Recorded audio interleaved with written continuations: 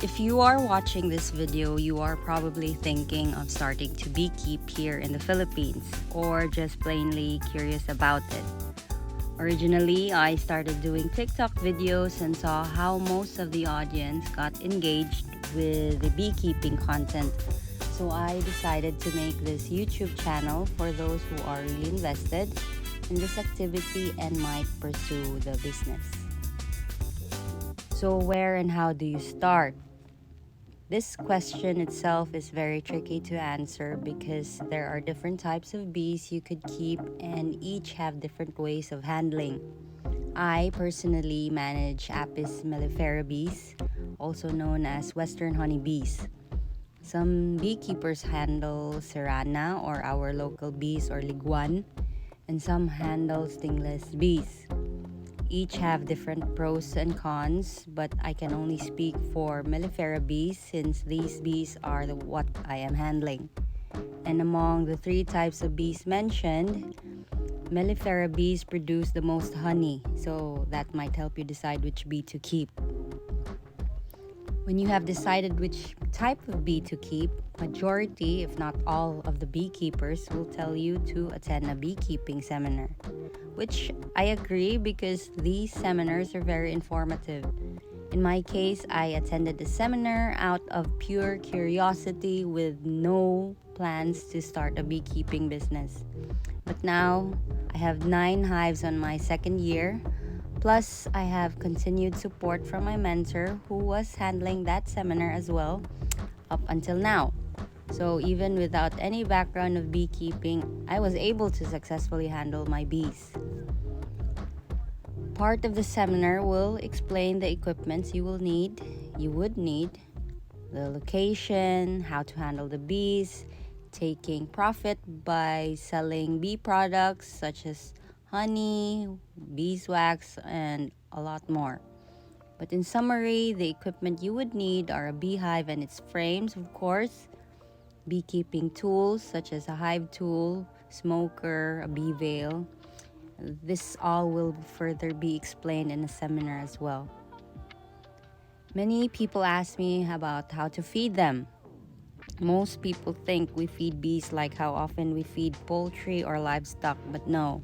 We feed them only to support them when they have little to no available food, because bees are very self-sufficient, so they don't require a lot of attention.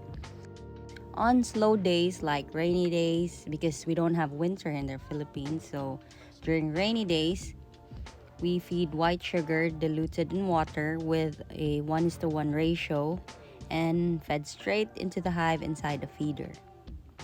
I'm not sure how often to check for the other bee types, but with the mellifera bees, we only need to check them at least once in 7 to 14 days maximum.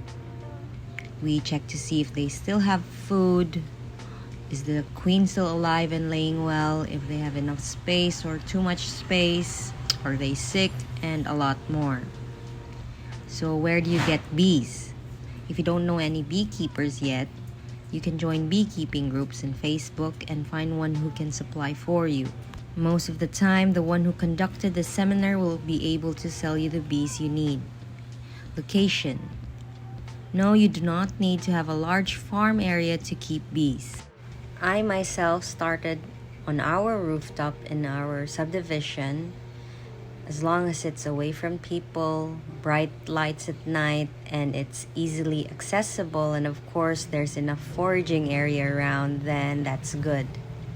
It's also good to have your mentor or the bee supplier check your area if the location is ideal. How much would it cost to start a beekeeping business? Most suppliers will let you start with a minimum of 2 hives at least. Each hive costs 15,000 pesos, which includes a 3-framer colony, a complete hive box, and 7 extra empty frames. You can buy the basic and necessary beekeeping equipments in Shopee with a total around 2,000 pesos if I can remember. Additional costs include a hive stand, paint for your hive boxes, or add roofing for hives, which isn't really necessary since beehives can withstand rain.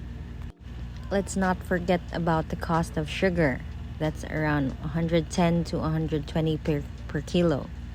There's no fixed estimate on how much this could get because feeding can vary on different reasons. When I started, my 1 kilo could last for 2 weeks for my 2 hives and gradually increased when I got more colonies. In my experience, I started with an initial investment of 40,000 pesos. That's 2 hives with bee equipments and costs on preparing hive stands. It gradually increased as my colonies expanded. I bought more hive boxes, more frames, more sugar and medicine, and a lot more. I started late July just as honey season stopped, so I had a full year to wait until my colonies could start producing honey. But by the next year, I already have 5 hives producing honey. By then, I have already spent around 100,000 pesos. This also includes costs in packaging the honey. Finally, selling honey, the best part. Honey season is usually around summer every year. And when these start, we beekeepers stop feeding so that everything harvested will be pure. On my first honey season, I was able to harvest almost 80 kilos of pure raw honey. And since honey doesn't expire, I do not worry if I can sell them quickly. It took 10 months for it to sell out, considering I only sell it to friends and neighbors.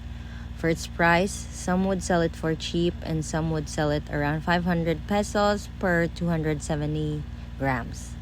So it ranges from around 300 to 500 pesos for that same amount.